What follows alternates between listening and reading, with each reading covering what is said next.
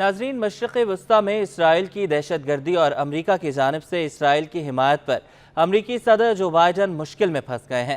امریکی فوج کے اندر سے ہی اسرائیلی دہشت گردی کے خلاف آوازیں بلند ہونے لگیں۔ امریکی فوج کی جانب سے اسرائیل کی غیر متزلزل حمایت کی امریکی پالیسی پر تحفظات کا انکشاف سامنے آیا۔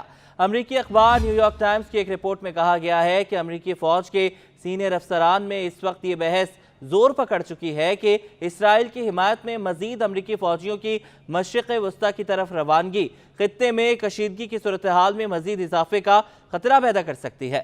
امریکی حکام کا کہنا ہے کہ اسرائیل کی حمایت کے لیے ہماری ملٹری پالیسی کا مقصد اپنی فوجی کارروائیوں اور سفارتکاری کے ذریعے کشیدگی میں کمی لانا ہے۔ تاہم پینٹاگون میں کچھ سینئر فوجی حکام اس پالیسی سے ملنے والے نتائج پر اپنے تحفظات کا اظہار کرتے ہوئے مطلوبہ نتائج پر سوال اٹھا رہے ہیں۔ رپورٹ کے مطابق 7 اکتوبر کو حماس کے حملے کے بعد پینٹاگون نے گزشتہ 12 ماہ کے دوران اسرائیل کو اربوں ڈالر کا اسلحہ فراہم کیا، جبکہ اس کے ساتھ ہی اپنے aircraft carrier, guided missile destroyer اور فائٹر جہاز بھی بھیجے، جبکہ 43,000 فوجیوں کو بھی خطے میں تعینات کیا گیا۔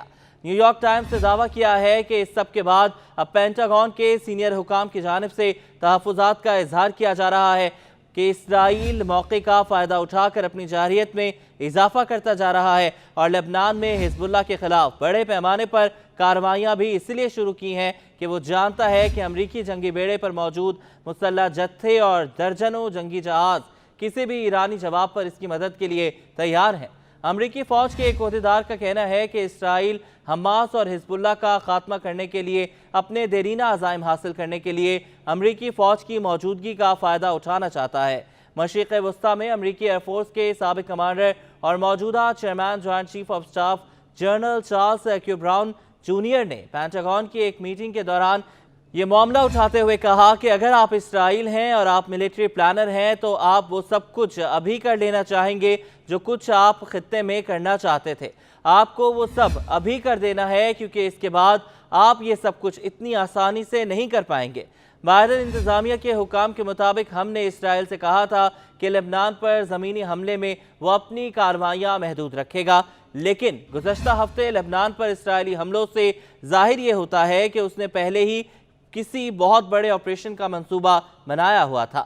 دوسری جانب امریکی صدر جو بائیڈن کا کہنا ہے کہ اگر وہ اسرائیل کی جگہ ہوتے تو ایرانی تیل کی تنصیبات پر حملے کے بجائے کسی متبادل جگہ پر غور کرتے۔ امریکی صدر کا کہنا تھا کہ اسرائیل نے ابھی تک یہ نتیجہ اخذ نہیں کیا کہ ایران کو کیسے جواب دیا جائے۔ وائٹ ہاؤس میں صحافیوں کے اسرائیل کے ایرانی تنصیبات پر حملوں کے بیان پر ان کا کہنا تھا کہ ہم اس بارے میں بات چیت کر رہے ہیں، میرا خیال ہے کہ حملہ چھوٹا ہوگا۔ جو بائیڈن نے مزید کہا کہ ان کی انتظامیہ سے زیادہ کسی نے اسرائیل کی مدد نہیں کی۔ یہ بات اسرائیلی وزیر اعظم کو جاننی چاہیے۔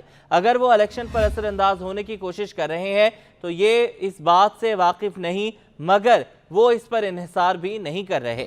دوسری جانب سابق امریکی صدر اور موجودہ صدارتی امیدوار ڈونلڈ ٹرمپ کا کہنا ہے کہ ان کے خیال میں اسرائیل کو ایران کی جوہری تنصیبات پر حملہ کر دینا چاہیے۔